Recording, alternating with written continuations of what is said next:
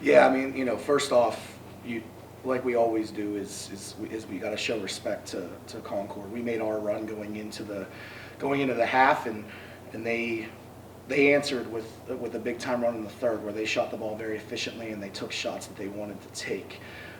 So hats off to them, and this is always one of those games that you never like to play because, a ton of respect for their staff. Coach Osborne and I have become friends in this business, not just colleagues, and it's never fun because, you hate going against those kind of moments. But again, hats off to them. But I thought defensively we did a very, very good job.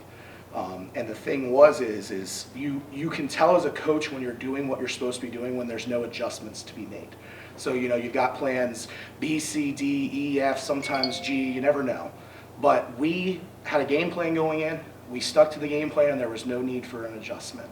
Okay, we had some crazy things happen, like I think we set a moving screen on our own player, so that looks like a blown coverage or something like that. But aside from that, it was a game where we did a lot of good things well.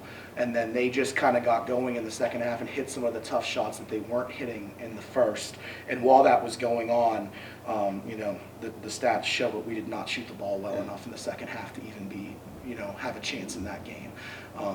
So again, the only thing I would ever say about our defense is just finishing a couple more of them. I think them seeing the ball go through the rim after a second chance bucket helps confidence build a little bit in the third there. So if we could eliminate those, I'd be feeling very, very good. But offensively, I mean, the stats say it all. We just don't shoot the ball well enough. And I just said this to the team, and I genuinely mean it. That's a game where you go back and you watch the film and you self-scout, and it's not like I'm saying these are adjusted turnovers because they're bad shots. Our pace was phenomenal. We shared the ball really, really well. If that's a game where we hit, 15 threes like we were on track to do at halftime, we're sitting there looking at an assist number that's like 20, 21, 22, which is off the charts.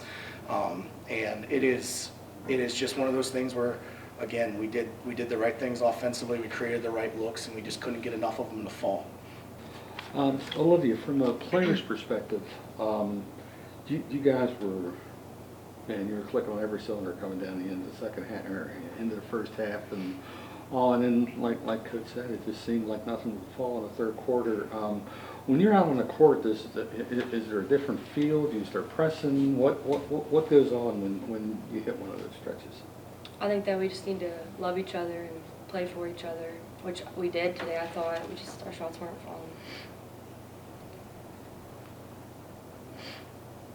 And I'll speak to that for her as well and for everybody else. It's tough, it's tough when you're not making shots. And it can get in your head, and it's all about getting to that next play, which we talk about so much. And Olivia was able to do that today. She did a really good job, and she's strung several games together in a row now where she's playing with phenomenal bounce and energy, and that's on both sides of the floor. She's hitting the glass, and so she's getting a reward with it. And it's not just the reward of more minutes, it's the reward of knocking shots down, which always feels good.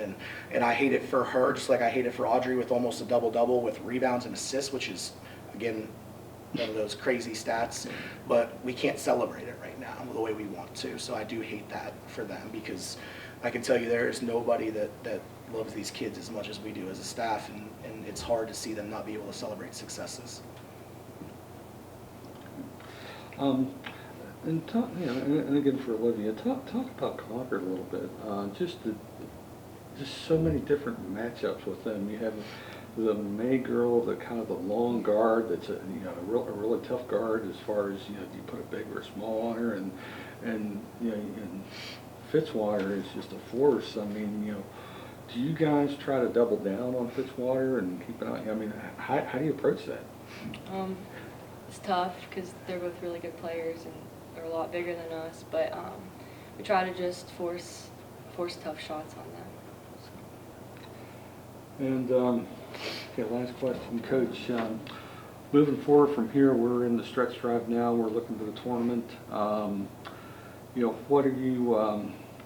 Obviously, you want to try to build some momentum going in. Going into Wheeling. Next game at Frostburg on Wednesday. You played it once before. This will be the first time we've ever been there. What are your thoughts there? I mean, we'll leave a little bit earlier just to get the lay of the land, I guess. But aside from that, nothing's going to change for us. We're we're gonna evaluate what we just did here, and tomorrow we're gonna have an off day, and we're gonna get these young ladies off their feet, and hopefully they can relax a little bit and put a smile on their face, and then we're gonna gear up for Frostburg. But nothing for us changes. We do want some momentum, but again, it is a tough thing when you're not rewarded because shots don't fall, and so many of them were in and out. It wasn't like we were throwing air balls at the rim. You know, it's multiple shots just don't drop for us. But the flip side of it is I believe Concord is one of the teams that has secured a spot in the tournament, and if not, they're right on the brink of it. And you know, that's a team that if we're making shots, what's the outcome of this game look like? Right. And I've said this to our players before, and I'll say it until the day that this season ends. We are a threat every single night of the week when we bring it. And no matter what our seeding is and no matter what our matchup is, we will be prepared and we will be ready to go. And when we bring it, we will be a threat in that game no matter who it is.